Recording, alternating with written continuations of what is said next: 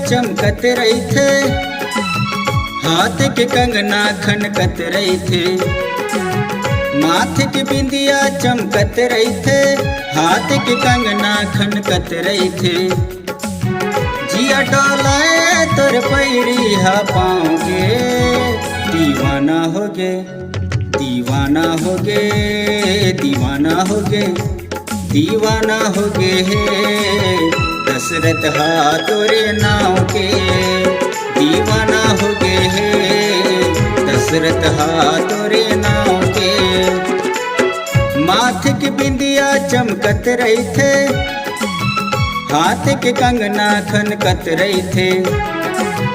माथे के बिंदिया चमकत रही थे, हाथ के कंगना खनकत रही थे। जिया डोलाए तोर पैरी हा पाँव के, दीवाना हो गे, दीवाना हो गे, दीवाना हो गे, दीवाना हो गे हे दशरथ हा तोरे नाव के, दीवाना हो गे हे दशरथ हा तोरे नाव के।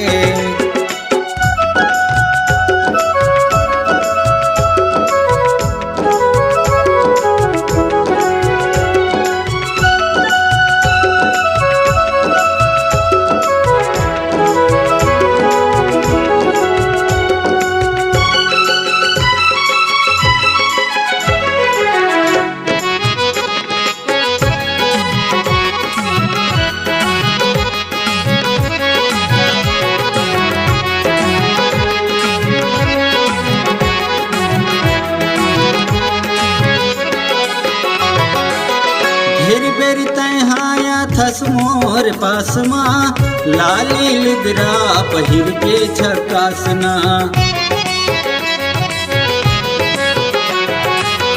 ढेर बेरी तैहाया थस मोर पासमा, लाली लुगरा पहिर के छकासना।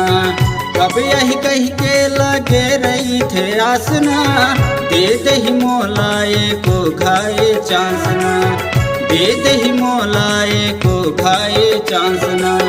जिया डोलाए तोर पैरी हा पाँव के, दीवाना हो गे, दीवाना हो गे, दीवाना हो गे, दीवाना हो गे हे दशरथ हा तोरे नाव के, दीवाना हो गे हे दशरथ हा तोरे नाव के।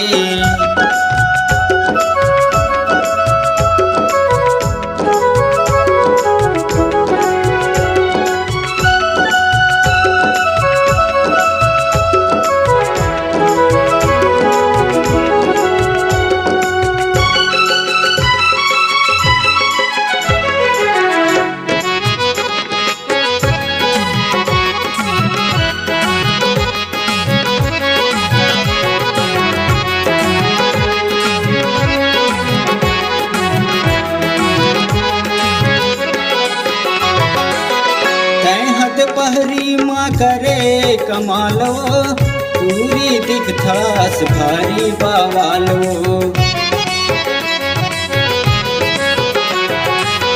कहत पहरी माँ करे कमालो, पूरी दिखथास भारी बावालो। हाथ में तैहा धरे रुमालो, नाखिन कस तोर गजबे है चालो, नागिन कस तोर गजबे है चालो।